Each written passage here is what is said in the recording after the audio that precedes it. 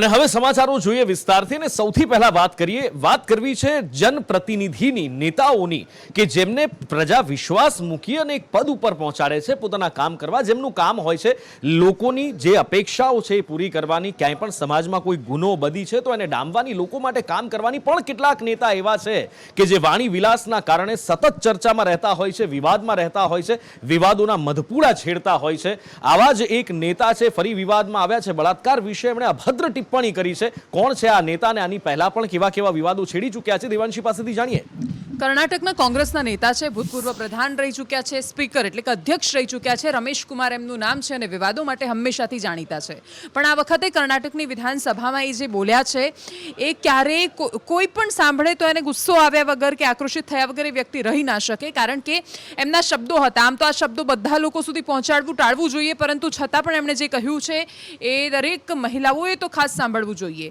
એ ઉદાહરણ આપી રહ્યા હતા અને કહેવતના રૂપમાં એમણે એક વાક્ય કહ્યું એમણે કહ્યું કે જો બળાત્કારને તમે ટાળી નથી શકતા તો એ સમયે તમારે સૂઈ જવું જોઈએ અને આખી ઘટનાનો આનંદ લેવો જોઈએ આ વાક્ય જ્યારે એ બોલ્યા ત્યારે એ વિધાનસભાની અંદર હતા એ વિધાનસભા કે જેને આપણે લોકશાહીનું મંદિર કહીએ છીએ એ વિધાનસભા કે જ્યાં આપણે એવી અપેક્ષા રાખીએ છીએ કે આ જનપ્રતિનિધિઓ આપણી રક્ષા માટે કોઈ કાયદા બનાવશે પણ આ જ નેતાઓ જ્યારે ઉદાહરણ રૂપે ક્યારેક કહેવતના રૂપે આ પ્રકારના વાક્યો જ્યારે બોલવા માંડે ત્યારે એમને શરમ નહીં આવતી હોય એટલા માટે નહીં આવતી હોય કારણ કે જ્યારે આ બોલ્યા ત્યારે જે અત્યારના અધ્યક્ષ છે કર્ણાટકની વિધાનસભામાં એ પણ હસતા હતા ત્યાં બાજુમાં ધારાસભ્યો હતા એ પણ હસતા હતા બધાને કદાચ મજા આવતી હશે કે કેટલી સરસ એમણે વાત કરી નાખી છે પુરુષો મોટા ભાગે આપણે એવું માની જ લઈએ છીએ કે એ કદાચ સ્ત્રીની પીડાને સમજી ન શકે પણ સમજી ન શકે એનો મતલબ એ તો નથી કે આ પ્રકારના વાક્યો બોલવા માંડે વિધાનસભાની અંદર જનપ્રતિનિધિની પાસેથી આવા વાક્યોની ક્યારેય કોઈને અપેક્ષા ન હોઈ શકે સૌથી ખતરનાક વાત એ છે કે એમને જ્યારે પૂછવામાં આવ્યું કે શું તમે આ બોલ્યા એની તમને શરમ છે તમે આવા શબ્દો પાછા લેશો તો એમણે માફી માંગવાનો ઇનકાર કરી દીધો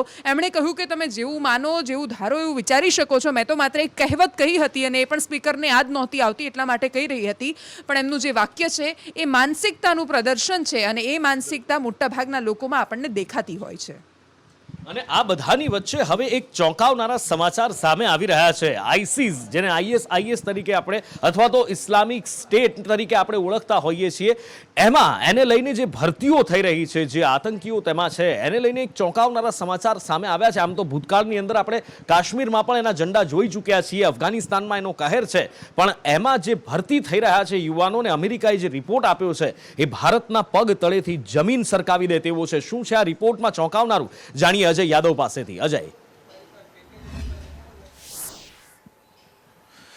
जी नुपुर आईएसआईएस को लेकर के अगर पहले के उसके इंसिडेंट को याद करें या उसके आतंकवाद को याद करें तो भले ही इराक सीरिया में इस तरह का पहले की तरह उसकी धमक देखने को नहीं मिल रही है लेकिन अभी भी अफगानिस्तान पाकिस्तान और भारत के खास करके जम्मू कश्मीर में उसके झंडे भी देखे गए हैं उसकी गतिविधियां भी देखी गई हैं और भारत सरकार इसको लेकर के चौकन्ना है लेकिन इस बीच अमेरिका के विदेश मंत्रालय की तरफ से आतंकवाद पर एक रिपोर्ट जारी की गई है जिसमें यह कहा गया है कि जिस तरह से भारत आतंकवाद के खिलाफ लगातार लड़ाई लड़ रहा है वो निश्चित तौर पर तारीफ है लेकिन इसी में अमेरिका की तरफ से जो खुलासा किया गया है कि अभी तक आईएसआईएस में भारत से 66 जो लड़ाका हैं यानी 66 जो लड़ाका हैं वो एक तरह से भर्ती हैं और तमाम सारी आतंकवादी गतिविधियों में संलिप्त है और साथ ही साथ ये भी कहा गया है कि भारत ने जब से आईएसआईएस का उभार देखा तब से लगातार 34 इंसिडेंट को यह कह सकते हैं कि छापेमारी की और इस मामले में एफआईआर दर्ज की और करीब 160 लोगों को इस मामले में अरेस्ट भी किया था पिछले सितंबर महीने में भी अलकायदा के 10 लोगों को पश्चिम बंगाल और केरल से गिरफ्तार किया गया था लेकिन अमेरिका की तरफ से कहा गया है कि आईएसआईएस के खिलाफ भारत ने जिस तरह से अपनी पहलकदमी की है बिल्कुल अजय અને આ બધા વચ્ચે અત્યારે એક મોટા સમાચાર પેપર લીક કાંડને લઈને સામે આવી રહ્યા છે પેપર લીક કાંડના એક આરોપીના ઘરે એલસીબી પહોંચી છે આખરે 6 દિવસે સરકારે સ્વીકાર્યું છે કે પેપર લીક થયું છે અને આરોપી જયપાલ અને દેવલના ઘરે એલસીબીની ટીમ પહોંચી છે પ્રાંતિજના ઊંચા નિવાસ સ્થાને તપાસનો ધમધમાટ અત્યારે શરૂ કરવામાં આવ્યો છે આરોપી જયપાલ અને દેવલના ઘરે એલસીબી પહોંચી છે વધુ વિગત માટે લાઈવ જોડાયા છે સંવાદદાતા જિગ્નેશ પટેલ જી જિગ્નેશ નુપુર વાત કરવામાં આવે તો અમારી પાછળ જે ઘર છે તે જસવંત પટેલ અને તેના પુત્ર દેવલનું છે. પિતા પુત્ર અહીંયા રહેતા હતા, સાથે તેમના જે પિતરાઈ ભાઈ જયેશ પટેલ કે તે ગામમાં રહેતા હતા. થોડી મિનિટો પહેલા જ સાબરકાંઠા એલસીબી દ્વારા અહીંયા તપાસ કરવામાં આવી, કારણ કે ત્રણેય પિતરાઈ જે પરિવારજનો છે તે અત્યારે ફરાર છે અને પોલીસ દ્વારા તેમની ધરપકડ માટે અને તેઓ ક્યાં છુપાયા છે તેની તપાસ માટે અહીંયા આવ્યા હતા. પરંતુ ઘરે કોઈ હાજર ન હોવાથી પોલીસ અત્યારે પરત ફરી છે. સાથે જ એલસીબીની અલગ અલગ ટીમો અત્યારે આ ત્રણેય ફરાર આરોપી જે છે સાથે પિતા પુત્ર છે અને તેમના વેવાઈ એવા મહેન્દ્રભાઈ પટેલ કે જે ચૂંટણી લડી રહ્યા છે ગ્રામ પંચાયતની, તમામ જે ફરાર આરોપી છે તેને ઝડપી લેવા માટેની કવાયત હાથ ધરી છે. જોકે અત્યારે પરિવારજનો હાજર ન હોવાથી કોઈ પણ યોગ્ય જવાબ પોલીસે નથી મળ્યો. જોકે પોલીસે તેમને ઝડપવા માટે એક એસઆઈટી અને અલગ અલગ જે ટીમો બનાવી છે તેના આધારે આરોપી સુધી પહોંચવાની તજવીજ શરૂ કરી છે.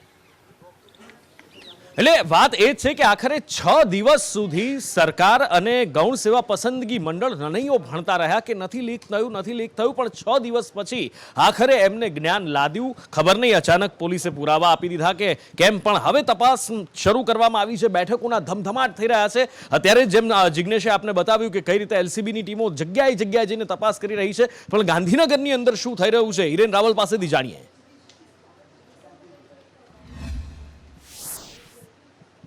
રાજ્ય સરકારે કબૂલાત કરી છે કે પેપર લીક થયું છે, પરંતુ હજુ સુધી આ પરીક્ષા રદ કરવી કે કેમ તે અંગે રાજ્ય સરકાર કોઈ પણ પ્રકારનો નિર્ણય નથી લઈ શકી.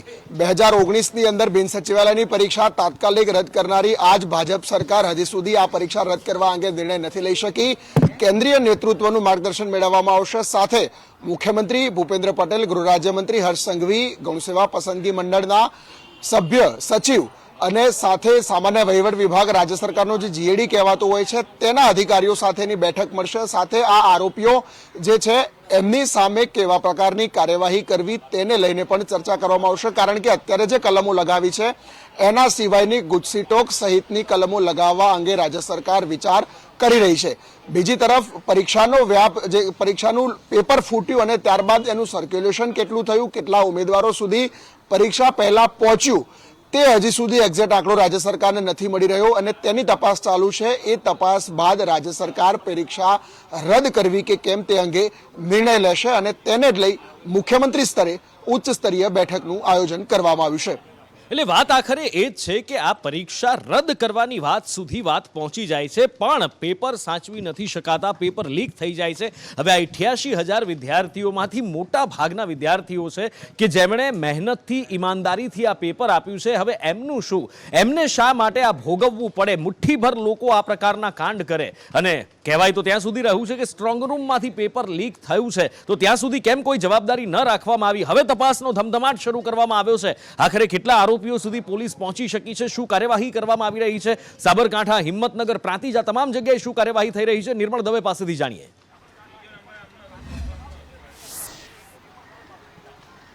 કુલ 11 લોકો સામે આરોપ દાખલ કરવામાં આવ્યો છે, ગુનો દાખલ કરવામાં આવ્યો છે અને પ્રાંતિજ પોલીસ મથકની અંદર આ ગુનો દાખલ કરવામાં આવ્યો છે.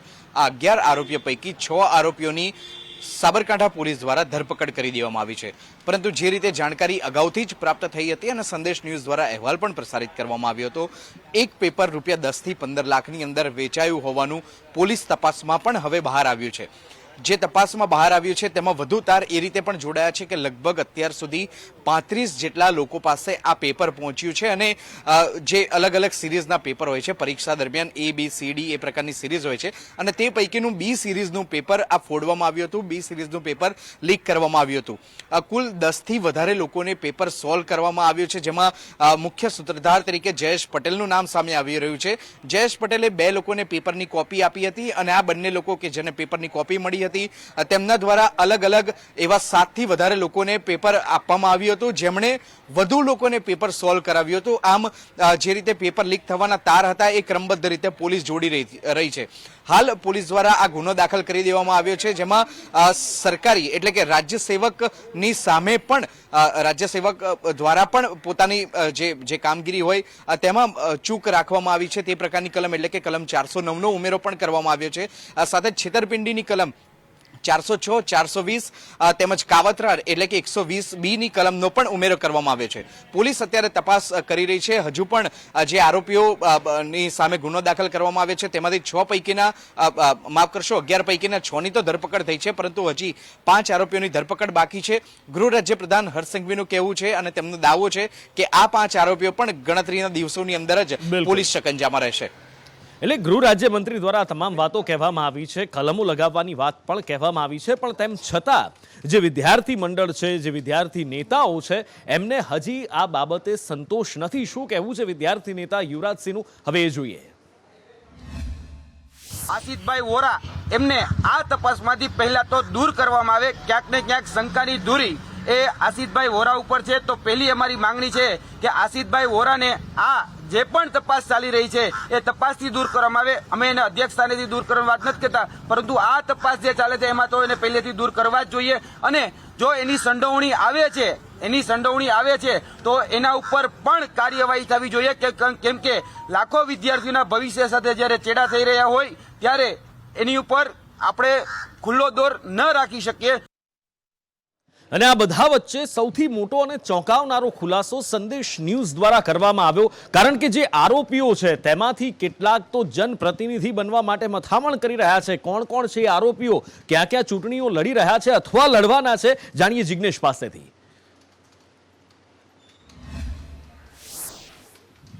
નુપુર, વાત કરવામાં આવે તો આ ગુનાના કુલ 11 આરોપીમાંથી એક આરોપી મહેન્દ્ર પટેલ કે જે મૂળ અત્યારે ગ્રામ પંચાયતની ચૂંટણી લડવાના મૂળમાં છે, તેઓએ દાવેદારી પણ નોંધાવી દીધી છે. તેમના નામનો પ્રચાર ચાલુ છે. તેમની કીટલી પણ જે કહી શકાય કે તેમનું પ્રતીક છે.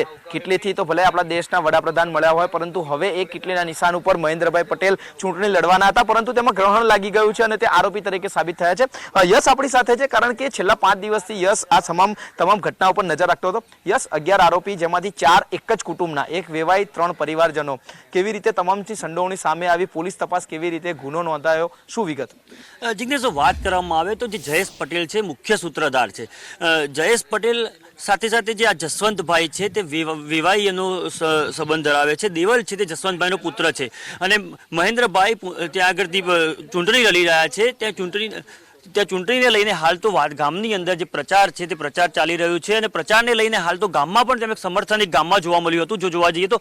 પરંતુ જો એક બાજુ ચોક્કસથી કહી શકાય કે ગામમાં જ્યારે ચૂંટણી લડતા હોય અને પોતે આરોપી છે, અત્યારે હાલ ફરાર છે, તેમનો જે પ્રચાર છે તે પણ ચાલી રહ્યો છે ગામમાં. પણ એક ચોક્કસથી એક વાત કહી શકાય, એક જ પરિવારના જે 3 સભ્યો છે, આ જે 3 અત્યારે હાલ ફરાર છે, કે જયેશ પટેલ જે મુખ્ય સૂત્રધાર છે. અત્યારે હાલ પોલીસ દ્વારા થોડા સમય પહેલા જ અહીંયા LCB પણ આવી હતી. LCB દ્વારા તપાસ કરવામાં આવી. તેમના ઘરે કોઈ હાજર નહોતું, પરંતુ દરવાજેથી પોલીસને છે તે પરત ફરવું પડ્યું હતું. પણ હાલ પોલીસે શંકાની જે સોય છે, મુખ્ય આરોપી જયેશ પટેલ છે, પેપર લાવ્યા હતા. પેપર ક્યાં સોલ્વ કરાયું કે દેવલ જે છે તે દેવલ પેપર અહીંયા લઈ અને મહેન્દ્રભાઈના ઘરે ગયો હતો, એટલે કે તેના સસરાના ઘરે ગયો હતો. ત્યાં પેપર સોલ્યુશન કરવામાં આવ્યું. ત્યાં બીજા અન્ય 5 મિત્રો હતા, તેમને પણ સાથે લઈ જવામાં આવ્યા. પણ હાલ તો પોલીસ જે પ્રમાણે જે 2 દિવસથી જે નામ ચાલતા હતા, અલગ રીતે જે અમુક નવા નામ જે ખુલ્યા છે, ગઈકાલથી જયેશ પટેલ જે છે તે વોન્ટેડ અને મુખ્ય સૂત્રધાર બતાવવામાં આવતો હતો અને મુખ્ય સૂત્રધાર પણ આજે પોલીસે તેમને લીધો છે. એટલે કહી શકાય કે હાલ તો પોલીસે તપાસ ચાલુ છે, પરંતુ જયેશ પટેલ જો હાથમાં આવે તો અમુક જે કેટલી કડીઓ જે બાકી છે તે પૂરી થઈ શકે તેમ છે. કે યુવરાજસિંહ દ્વારા જે ગાડીના 4 નંબર જાહેર કરવામાં આવ્યા તેનું પણ હજી સુધી પોલીસ દ્વારા કોઈ ખુલાસો નથી કરવામાં આવ્યો. તે નંબર કયા રીતે જાહેર કરવામાં આવે તે પણ એક પોલીસ માટે એક સવાલ છે. સ્વાભાવિક છે, ક્યાંક ને ક્યાંક હજી પોલીસ. અને આ બધાની વચ્ચે એક સ્વાભાવિક રીતે જ આ રાજકારણ ગરમાવવું પણ બહુ સહજ વસ્તુ છે, કારણ કે આટલો મોટો મુદ્દો જ્યારે વિપક્ષના હાથમાં આવે તો વિપક્ષ કેવી રીતે ચૂપ બેસી શકે, અને જ્યારે વિપક્ષ કહે ત્યારે શાસક પક્ષ પણ જવાબ આપ્યા વગર કેવી રીતે રહી શકે. ને રાજકારણ કઈ રીતનું ગરમાયું છે, આક્ષેપ પ્રતિ આક્ષેપની આ રાજનીતિ કઈ રીતે થઈ રહી છે, કોના દ્વારા શું કહેવામાં આવ્યું, જાણીએ કલ્પિન પાસેથી. નુપુર, જુઓ, સૌપ્રથમ છેલ્લા ઘણા સમયથી જે ચર્ચાનો વિષય બન્યું છે હેડ ક્લાર્ક પરીક્ષાનું જે પેપર લીક છે, તે પેપર લીકને લઈને રાજ્યમાં રાજકારણ છે તે ગરમાયું છે. અને હવે તમામ બાબતોની વચ્ચે કોંગ્રેસની વિદ્યાર્થી પાંખ NSUI દ્વારા પણ આજે ગુજરાત યુનિવર્સિટી બહાર વિરોધ પ્રદર્શન કરવામાં આવ્યું હતું. સાથે જ ગૌણ સેવા પસંદગી મંડળના અધ્યક્ષ અસિત વોરાના રાજીનામાની પણ માંગ કરવામાં આવી હતી. બીજી તરફ કોંગ્રેસના વિરોધ પક્ષના નેતા સુખરામ રાઠવાએ પણ બોડેલી ખાતે પત્રકાર પરિષદ કરીને કહ્યું હતું કે તમામ યુવાનોને એક થવું પડશે અને એક થઈને જ ભારતીય જનતા પાર્ટીની સરકાર સામે લડવું પડશે. 2022ની ચૂંટણીમાં પણ કોંગ્રેસે યુવાનોની જરૂર પડશે, એટલે ચોક્કસથી યુવાનોના સાથ સહકાર માટેની પણ તેઓએ અપીલ કરી છે. બીજી તરફ કોંગ્રેસના ધારાસભ્ય લલિત વસોયા પણ નિવેદન આપતા કહ્યું કે ગુજરાતની અંદર પેપર લીક થવું એ કંઈ નવું નથી. વર્ષ 2014થી 2021 સુધી, એટલે કે આજ દિવસ સુધી અત્યાર સુધી કુલ 9 વખત પેપર લીક થયા છે. એટલે રાજ્ય સરકારની કરણી અને કથણીમાં કંઈક ફરક છે. આ પ્રમાણેના પણ નિવેદનો છે તે વિપક્ષ દ્વારા આજે આપવામાં આવ્યા હતા. એટલે કોંગ્રેસનું કહેવું છે કે 2014 થી 2021 સુધી 9 વખત પેપર, એટલે કે 9 અલગ અલગ પેપરો અત્યાર સુધીમાં લીક થયા છે. અને હવે જે માહિતી મળી રહી છે તો મને લાગે છે કે કોંગ્રેસના પ્રમુખ દ્વારા જે આ લિસ્ટ આપવામાં આવ્યું છે એમાં હવે એમણે એક નામ વધુ કદાચ ઉમેરવું પડી શકે છે, કારણ કે વધુ એક પેપર લીક થયું હોવાની ચોંકાવનારી માહિતી સામે આવી છે. કયું પેપર લીક થયું છે, ક્યાંથી, શું મામલો છે, આખો કૃણાલ પાસેથી જાણીએ.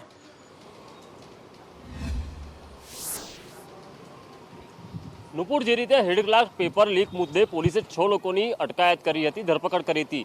આરોપીઓએ કબૂલ્યું છે કે સ્ટાફ નર્સની ભરતી અગાઉ જે 20 જૂને કરવામાં આવી હતી તેમાં પણ પેપર લીક થયું હતું. અને આ ખુલાસો ગુજરાત નર્સિંગ એસોસિએશનના અધ્યક્ષ વિપુલ ચાવડાએ કર્યો છે. તેઓએ નિવેદન કરતા કહ્યું છે કે જ્યારે 20 જૂને આ પરીક્ષા યોજાઈ હતી ત્યારે ફક્ત 800 ભરતી કરવાની હતી. ત્યારબાદ આ ભરતીની સંખ્યા વધારીને 2000 કરી દેવાઈ જ્યાં સુધી પરીક્ષા આવી. અને જ્યારે પરીક્ષા પૂર્ણ થઈ ત્યારે 3000 જેટલા સ્ટાફ નર્સની ભરતી કરવામાં આવી, એટલે કે 1000 ઉમેદવારો રાતોરાત વધી ગયા. એટલે કે આ પેપર લીકનો મુદ્દો આમાં પણ છે. ત્યારે આ જે પણ પેપર લીક બાદ પેપર મેળવીને સોલ્વ કરીને જે લોકોની ભરતી થઈ છે તેની તપાસ પોલીસ કરે. અને જેટલા લોકો સ્ટાફ નર્સની ભરતીમાં થયા છે તેવા લોકોને તાત્કાલિક દૂર કરવામાં આવે. જો દૂર કરવામાં નહીં આવે તો કોર્ટ કેસ પણ કરવામાં આવશે અને સાથે આંદોલન પણ કરવામાં આવશે તેવી ચીમકી વિપુલસિંહ ચાવડાએ ઉચ્ચારી છે. ત્યારે આગામી દિવસોમાં સરકારના માથે વધુ એક આ બોજો કલંકનો આવી જશે. એટલે આખરે આ સિસ્ટમની અંદર, આ શિક્ષણ તંત્રની અંદર શું થઈ રહ્યું છે સૌથી મોટો સવાલ છે. એક બાદ એક પેપર લીક થાય છે. બીજી બાજુ ઉત્તર ગુજરાત હેમચંદ્રાચાર્ય યુનિવર્સિટી, જેની અંદર મેડિકલમાં માર્ક સુધારણાનું કૌભાંડ સામે આવ્યું છે અને હવે લાજવાના બદલે ગાજવાની પરિસ્થિતિ અહીંયા દેખાઈ રહી છે. શું ચાલી રહ્યું છે જાણીએ નિકુલ પાસેથી. જે બિલકુલથી ગુજરાતની અંદર શિક્ષણ જગતની અંદર હવે કૌભાંડો એક પછી એક સામે આવી રહ્યા છે. શિક્ષણ જે વિદ્યાર્થીઓ લે છે તેના કરતાં કૌભાંડ વધુ થતા હોય તેવા લાગી રહ્યા છે. અને એમાં પણ ખાસ પરીક્ષાઓમાં હવે પાટણની HNGU જે યુનિવર્સિટી છે તેમાં MBBSના જે ગુણ વધારવા માટેનું જે કૌભાંડ છે તે સામે આવ્યું હતું ને તેને લઈને તપાસ કમિટી રચાઈ હતી, જેના દ્વારા તત્કાલીન જે કુલપતિ છે ડૉક્ટર જે વોરા તેમને દોષિત પણ સાબિત કરવામાં આવ્યા હતા. તેને લઈને એક બેઠક મળી હતી, પરંતુ તેમની હકાલપટ્ટી જે છે તે હજુ સુધી કરવામાં નથી આવી. મહત્વની વાત છે કે આ પ્રકારના જે કૌભાંડો થઈ રહ્યા છે આગામી દિવસોથી જે રણનીતિ છે તે ઘડવામાં આવી હતી, પરંતુ જે રીતે અત્યારે બેઠક થઈ હતી તેની અંદર જે કુલપતિને હટાવવાની વાત હતી તેમને હજુ સુધી હટાવવામાં નથી આવ્યા. જોકે તપાસ કમિટીએ તેમને જે છે તે દોષિત ઠેરવ્યા છે, તેમની સાથે રહેલા અન્ય લોકોને પણ જે છે દોષિત ઠેરવી દેવામાં આવ્યા છે. બિલકુલ દોષિત ઠેરવવામાં આવે છે પણ કાર્યવાહી નથી થતી. પેપર ફૂટે છે પણ સ્વીકારવામાં 6 દિવસનો સમય લાગી જાય છે. કાર્યવાહી કરવાની અંદર ઘણો લાંબો સમય નીકળી જાય છે. એટલે ખબર નથી પડતી કે આ છાવરવાની રાજનીતિ ક્યાં સુધી ચાલતી રહેશે અને મોટા માથાઓ ક્યાં સુધી આમાં રહેશે. અને શિક્ષણ તંત્રની અંદર રાજકીય લોકો લાગે છે કે જ્યાં સુધી રહેશે ત્યાં સુધી કદાચ આ બધી શિક્ષણ તંત્રમાંથી દૂર નહીં જ થાય. અને આ બધાની વચ્ચે સૌરાષ્ટ્ર યુનિવર્સિટીમાં પણ હોબાળાના સમાચાર આવી રહ્યા છે. કોના દ્વારા, શા માટે હોબાળો કરવામાં આવ્યો, મયુર સોની પાસેથી જાણીએ. બિલકુલ નુપુર, રાજકોટના માલવિયા કોલેજની અંદર એક વિદ્યાર્થીને ફડાકો મારવાની ઘટના સામે આવી હતી. આ જ વાતને લઈને એબીપી દ્વારા માલવિયા કોલેજના પ્રિન્સિપાલ છે તેની ચેમ્બરની અંદર ઘસી જઈને હોબાળો કરવામાં આવ્યો હતો.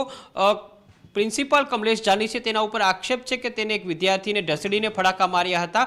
જ્યારે પ્રિન્સિપાલનું કહેવું છે કે તેને માત્ર શિસ્તભંગના પગલાં લીધા હતા, કોઈ માર મારવામાં આવ્યો ન હતો. પરંતુ વિદ્યાર્થીની વાત જો માનીએ તો તે ક્લાસરૂમની અંદર બેઠો હતો, સાથે તેમની સહચારી જે છાત્રાઓ છે તે પણ બેઠી હતી અને નાસ્તો કરી રહ્યા હતા. આ દરમિયાન જ કમલેશ જાની છે તે આવ્યા હતા અને કથિત રૂપથી તેમને ફડાકા માર્યા હતા. સાથે સાથે વિદ્યાર્થીએ એવો પણ આક્ષેપ કર્યો છે કે તેમને 15 દિવસ માટે મૌખિક રૂપથી સસ્પેન્ડ કરી દેવાયા છે. જ્યારે કોલેજ તરફથી એવું કહેવામાં આવ્યું છે કે સસ્પેન્શનના હજુ સુધી કોઈ પગલાં નથી ભરાયા. આ જ વાતને લઈને એબીપી દ્વારા ધરણા કરવામાં આવ્યા હતા, રામધૂન બોલાવવામાં આવી હતી, સાથે સાથે માફીની પણ માગણી કરવામાં આવી હતી. અને આ બધાની વચ્ચે એક ગઈકાલથી જે સમાચાર સામે આવ્યા હતા GFL કંપનીની અંદર બ્લાસ્ટના, તેમાં એક બાદ એક મૃતદેહ મળવાનો સિલસિલો પણ ચાલી રહ્યો છે. લોકોના મોત થઈ રહ્યા છે, નિર્દોષ લોકો, કામદારો મોતને ભેટી રહ્યા છે. આખરે GPCB સહિતના અહીંયા જે એજન્સીઓ છે એ જવાબદાર હોવાનું સામે આવી રહ્યું છે. કેવી રીતે બ્લાસ્ટ થઈ શકે જ્યારે તમામ તકેદારી હોય? શું ખામી હતી? શું GPCB દ્વારા પણ બેદરકારી દાખવવામાં આવી હતી? હર્ષદ મહેતા પાસેથી તમામ વિગતો મેળવીએ.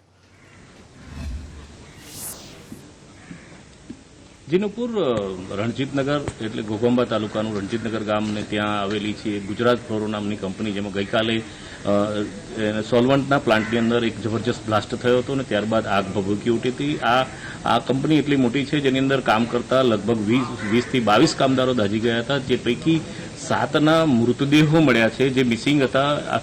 2 દિવસ સુધી સળંગ જે સર્ચિંગની જે કામગીરી ચાલી હતી જેમાં 7 મૃતદેહો, ટોટલ મૃત્યુઆંક 7 થયો છે.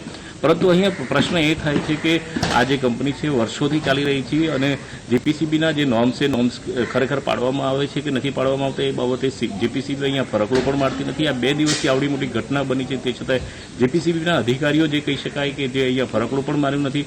પરંતુ એક પ્રશ્ન એ પણ છે કે પંચમહાલ જિલ્લાની અંદર મોટી જીઆઈડીસી આવેલી છે, ઘણી બધી પ્લાસ્ટિક ફેક્ટરીઓ આવેલી છે, કેમિકલ ફેક્ટરીઓ આવેલી છે, છતાંય પંચમહાલ જિલ્લાની અંદર જે જીપીસીબીની ઓફિસ છે ત્યાં માત્ર ને માત્ર એક ઇન્ચાર્જ અધિકારી છે, જેના કારણે તે લોકો પાસે એટલો પાવર નથી હોતો કે આવડી મોટી કંપની પર જઈને ઇન્ક્વાયરી કરી શકે. જીનુપુર.